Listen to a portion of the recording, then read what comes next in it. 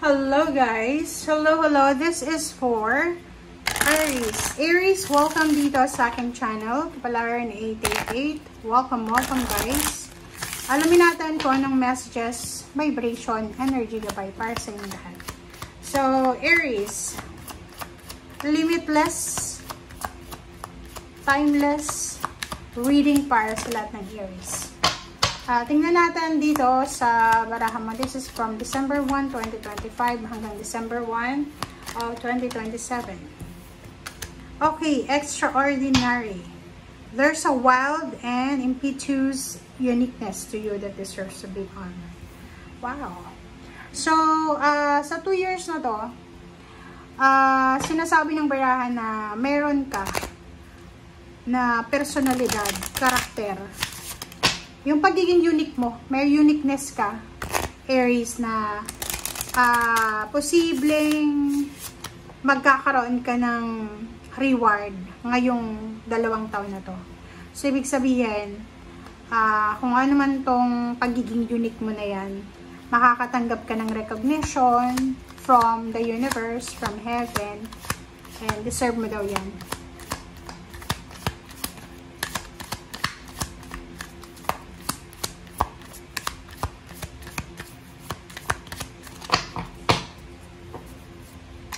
Okay, have faith.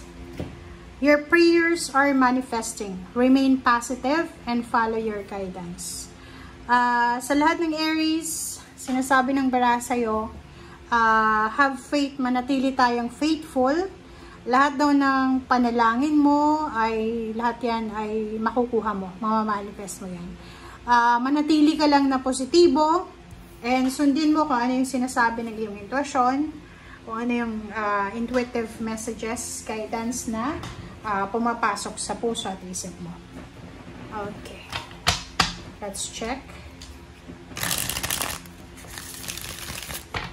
This is for Aries. Ano ba yung good luck and good fortune para sa next 2 years natin?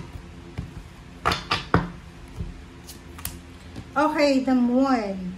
Intuition. So, siguro for several years na nakalipas, hindi ka masyadong nakikinig sa intuition mo kasi parang minsan hindi ka masyadong naniniwala, okay, sa kutob mo. But this year, sinasabi ng barahan na may iwasan mo na masaktan, may iwasan mo rin na magkamali, may iwasan mo din na gumawa ng desisyon na pwedeng makasakit sa'yo. Kasi sobrang magiging intuitive ka. Okay? Maraming mensahe ka na makukuha. Lalo na sa usaping pera. Like for example, 23, 24, 25 na maraming perang pumasok sa buhay mo pero nawala din yon. Because hindi ka naniwala sa intuition or hindi ka sumunod sa intuition. But yung 26, 27 mo, sinasabi ng barahan na sobra-sobra kang magiging intuitive na may iwasan mong masaktan financially and emotionally. And makakapag-ipon ka ng pera. Marami kang perang mahahawakan ngayong 2 taon na to. Okay, Magician and the Devil. Eto lang, sinasabi ng baraha sa'yo, makinig ka ha, Aries. Sabi ng baraha sa'yo dyan, marami kang pinagdaanan sa past mo na naging mali yung decision mo, lalo na sa pagmamanage, paghahawak ng pera. So, ngayong 2026, 2027, kailangan mo daw na labanan yung tukso. Lalo na kung yung, sorry ha, huwag niyo kong i-bash. Pero may mga Aries na medyo tamad sila. Okay? Tamad. Or parang kulang sila sa motivation. Iniisip nila yung yung easy money. Like, mabilisang pera, ganyan, ganito. Umiwas ka sa tukso ha, lalo na yung mga illegal na mga gawain, negosyo, trabaho, ganyan, ganito. The devil yan temptation yan. So, etong magician na tong easy money na yan, or easy life, walang mangyayari dyan. So, kailangan mong iwasan na makipag-associate, makapasok sa mga illegal na gawain, kasi pwedeng pagsisihan mo yan. And nangyari na yan sa past. So, kailangan mo lang na maging strong, maging courageous, maging faithful ka. Kaya nga have faith, magtiwala ka sa sarili mo na kaya mong makasurvive kahit na hindi ka gumawa ng illegal or kung ano pa man. Basta walang easy ha, easy money, easy job, parang gano'n. Isipin mo na kailangan mong magpagod, kailangan mong pagpawisan, kailangan mong mapagod para makuha mo yung 10 of Pentacles. 9 of Pentacles, 9 of Pentacles, and the Empress, diba? So, yung 2 taon na yan, 2026, 2027, marami kang mga maiisip na magagandang ideya para kumita ng pera. Inspiration, full of inspiration. Lalo na sa usaping pera. Kung ano man daw itong naiisip mo, okay? Pag ito ay priority mo, at alam mo na legal ito, at wala kang ginagawang masama, ito ay magiging katuparan ng pangarap mo. Maybe yan yung magiging stepping stone para matupad yung pangarap mo.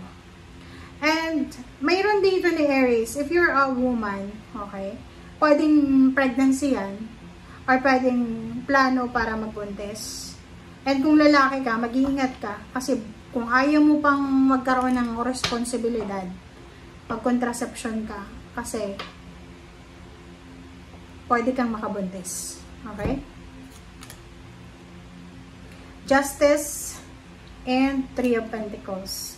So, sa 2 taon na to, sinasabi ng bara sa'yo na isang negosyo ang posibleng sisimulan mo. So, maybe you're collaborating with someone, may contract signing, may karmic justice, karmic blessings, karmic money.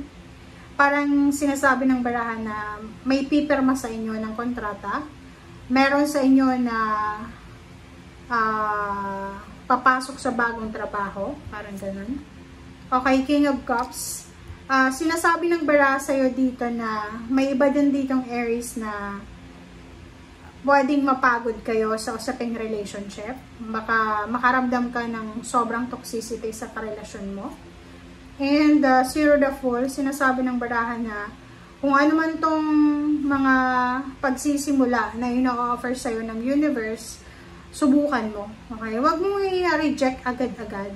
Like, may mga transition sa buhay mo na darating sa 2 taon na to na pwedeng magdala yan sa'yo ng sobra-sobrang blessings. Pero nakakapagod yan.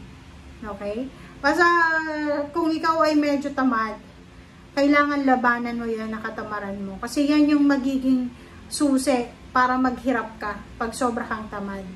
Kailangan mo daw kumilos kailangan mo daw ilagay sa isip mo, Aries, na yung pera, yung success na makukuha mo, hindi yan dahil nanalo ka sa loto, hindi yan dahil nanalo ka sa sugal or anything, dahil yan sa pinagpaguran mo. So, wag mong ilagay sa isip mo na yayaman ka dahil sa loto, sa sugal or anything. Kasi isipin mo na kailangan mong magtrabaho, kailangan mong magpagod para kumita. Yun yung ilagay mo sa isip mo ngayong 2 taon. Okay? Thank you guys. Bye!